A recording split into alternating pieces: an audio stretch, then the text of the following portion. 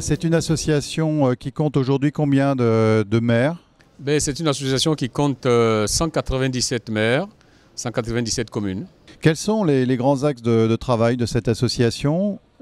Et parmi ces axes, on devine qu'il y a une notion de développement qui prend le pas.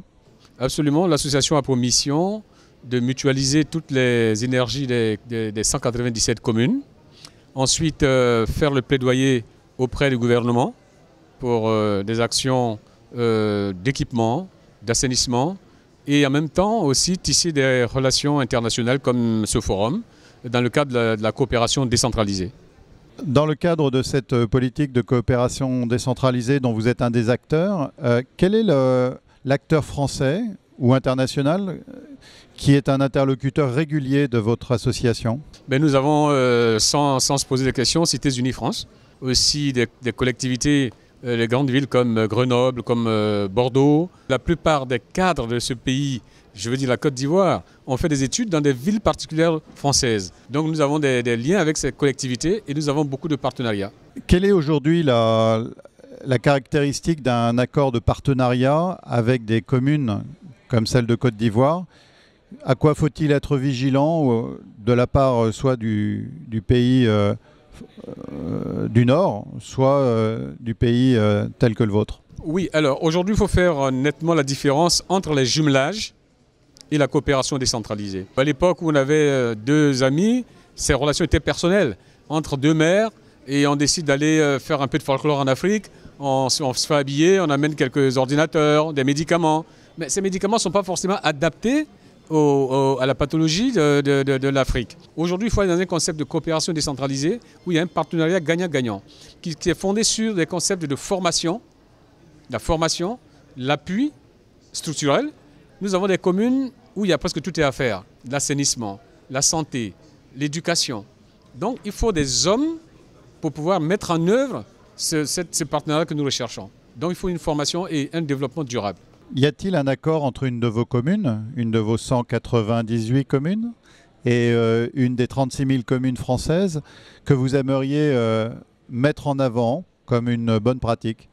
Oui, alors nous sommes à notre troisième forum. Nous sommes à tous les forums français ou même européens en termes de coopération décentralisée.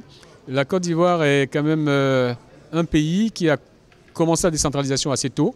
Donc nous avons des accords bilatéraux en termes de coopération décentralisée, mais ces accords doivent maintenant se traduire dans les faits. La cohésion sociale passe par la mise en place des infrastructures qui permettent aux gens de vivre correctement. Et c'est un peu le challenge que se fixent tous les agents du développement local. Y a-t-il une chronologie dans les infrastructures dont vous pensez qu'elles doivent s'installer et irriguer le pays, ou bien le premier qui tire est le bienvenu? Tout est priorité aujourd'hui en Côte d'Ivoire. Tout est priorité.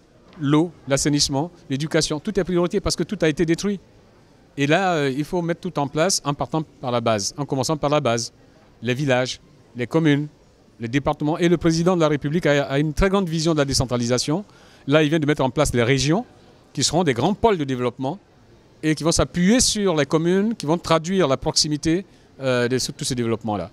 Peut-on trouver aujourd'hui des maires parmi les vôtres qui n'adhèrent pas à l'idée d'un partenariat avec des communes, par exemple, de l'ancienne colonie? Non, je pense pas. Je pense pas parce qu'aujourd'hui, avec la France, c'est un partenariat historique. Tout Ivoirien se sent français parce que nous avons presque fait toutes nos études ici en France. Aujourd'hui, l'élite qui est au contrôle du pays a fait ses études en France et puis ensuite aux États-Unis. Donc nous avons les mêmes réflexes. D'ailleurs, au niveau de la décentralisation, ce sont les mêmes textes.